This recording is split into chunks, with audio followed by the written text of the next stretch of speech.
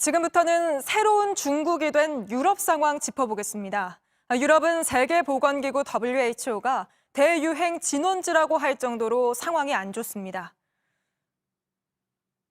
Europe has now become the epicenter of the pandemic, with more reported cases and deaths than the rest of the world combined, apart from China. 유럽 안에서는 국가 간 이동이 자유로운 만큼 바이러스가 국경을 넘나들며 이렇게 대륙 전체로 번지고 있는 건데요.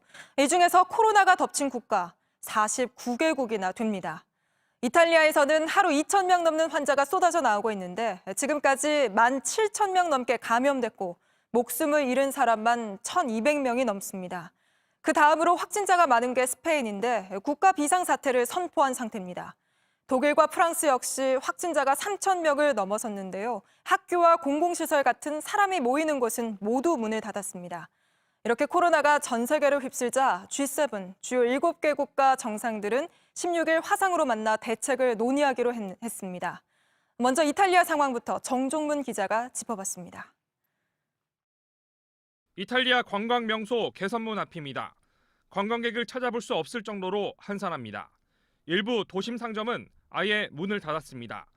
약국 앞엔 사람 간 거리를 최소 1m 유지해달란 안내문만 덩그러니 붙어 있습니다. 이탈리아 보건당국은 현지 시간 13일 코로나19 확진자가 17,660명이라고 밝혔습니다. 전날보다 2,500명 넘게 늘어났습니다. 숨진 사람도 250명 늘어 1,266명이 됐습니다. 특히 하루에 200명 넘게 숨진 건 이탈리아에서도 처음입니다. 확진자 대비 사망자 비율을 나타내는 치명률도 7.17%로 치솟았습니다. 세계보건기구 WHO 추정치 3.4%와 비교하면 2배에 가깝습니다. 특히 경제금융의 중심지 밀라노가 있는 롬바르디아의 피해가 큽니다. 현지 언론은 병상과 의료 물품이 부족해 의료진들이 치료 우선순위를 정해야 하는 압박에 시달리고 있다고 보도했습니다. 상황이 심각해지자 중국은 의료진 9명과 함께 인공호흡기와 마스크 등의 의료 물품을 보냈습니다. JTBC 정종문입니다. 비상에 걸린 건 다른 유럽 국가들도 마찬가지입니다. 마치 하나의 국가 같았던 유럽에서 한 달간 국경을 봉쇄한다거나 자국민도 해외여행을 금지시킨다거나 생각도 못했던 조치들이 잇따르고 있습니다. 이어서 유미혜 기자입니다. 5,000명이 넘는 확진자와 133명의 사망자가 나온 스페인이 국가 비상사태를 선포했습니다. Consejo de Ministros extraordinario para decretar el estado de alarma en todo nuestro país, en toda España, durante los próximos 15 días. 스페인은 유럽에서 코로나19 확진자와 사망자가 이탈리아 다음으로 많습니다. 산체스 스페인 총리는 다음 주에 스페인의 확진자가 10,000명을 넘어서는 상황을 배제할 수 없다고도 했습니다. 불가리아도 한 달간 국가 비상사태를 선포했습니다. 국경 등 고강도 봉쇄 정책도 잇따르고 있습니다. 덴마크는 14일부터 한 달간 국경을 막는다고 발표했고 슬로바키아는 아예 국가 봉쇄령을 발동했는데 외국인의 입국뿐 아니라 자국민의 해외 여행도 금지됩니다. 체코와 폴란드 역시 외국인 전면 입국 금지에 들어갔습니다. 관광 명소들도 줄줄이 문을 닫고 있습니다. 프랑스 파리의 대표 명소인 루브르 박물관과 에펠탑은 무기한 폐쇄를 발표했습니다. 휴교령도 속출하고 있습니다. 3,600여 명의 확진자가 나온 프랑스는 무기한 휴교령을, 독일은 연방 16개 주 가운데 12개 주에 학교와 유치원 등이 문을 닫습니다. 독일의 확진자 수도 3,000명을 넘었습니다. 영국은 오는 5월 예정된 잉글랜드 지방선거를 1년간 연기하고 모든 프로축구 경기도 중단시켰습니다. 미국과 영국, 프랑스 등 G7 정상들은 오는 16일 원격 화상회의를 열고 코로나19 확산 대응책을 논의하기로 했습니다. JTBC 유미입니다.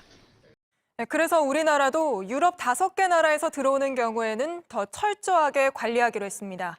이제 몇 시간 뒤면 시작이 되는데요. 정책팀 박유미 기자와 함께 어떤 조치를 하는 건지 또 효과는 얼마나 있을지 짚어보겠습니다. 자, 박 기자, 유럽 어느 나라에서 들어올 때 해당이 되는 건지부터 설명을 해주시죠. 네, 프랑스와 독일, 그리고 스페인, 영국, 네덜란드 등 이렇게 5개 나라가 특별 입국 절차 적용 대상입니다. 모두 코로나19 확진자가 빠르게 늘고 있는 나라입니다. 이 나라에서 출발을 했다면 우리나라로 바로 들어오지 않고 최근 14일 내에 두바이 등 다른 지역을 경유해서 들어오더라도 관리 대상입니다. 예, 그런데 어제도 보면 들어올 때는 잠복기가 있으니까 아무런 증상이 없어서 그대로 통과를 했는데 들어온 뒤에 며칠 뒤에 증상이 나타나는 경우가 있잖아요. 예. 네, 맞습니다. 그래서 일단 들어올 때는 건강 상태 질문서에 답하고 별도 신고서를 써야 하는데요. 이때 본인 전화번호가 맞는지도 현장에서 전화를 걸어서 바로 확인을 합니다. 예전에 중국 우한에서 온 사람들을 전수조사했을 때 신고서에 적은 번호로 연락이 안 되는 경우가 꽤 있었기 때문입니다. 또 스마트폰에 자가진단 앱을 설치하고 14일 동안 기침을 하는지 열은 없는지 등 본인의 상태를 매일 입력해야 합니다. 그러니까 들어올 때뿐 아니라 들어온 뒤에 며칠 동안 또 관리를 한다 이런 거군요. 그런데 앱을 깔고서 입력을 제대로 안 할 수도 있잖아요. 네, 그래서 일단 매일 아침에 입력을 하라고 스마트폰에서 알람이 울립니다. 그리고 네. 2번 이상 입력을 안 하면 전화를 합니다. 계속 연락이 안 되면 경찰이 위치 추적에 나섭니다. 하지만 기존 사용자들을 보면 대체로 입력을 잘 한다고 합니다. 예, 아무래도 뭐 본인 건강이니까 또 걱정이 되고 그럴 것 같은데 지금 얘기한 대로 중국이나 일본, 이탈리아에서 들어온 경우는 이 자가진단 앱을 지금 쓰고 있는 거죠? 예, 그렇습니다. 현재까지 자가진단 앱을 쓴 사람의 86%가 응답을 했습니다. 연락이 안 된 경우도 대부분 통신 장애가 많았다고 합니다. 본인들도 감염이 걱정되는 상황인 만큼 비교적 협조를 잘 하는 것 같습니다. 네. 오늘 기준으로 1,000명이 넘게 열이나 기침 등의 증상을 보고했는데 양성이 나온 경우는 없었습니다. 예. 우리 국민들도 해외에 나갈 때 건강 상태를 확인하는 그 확인서가 필요한 경우가 늘고 있죠?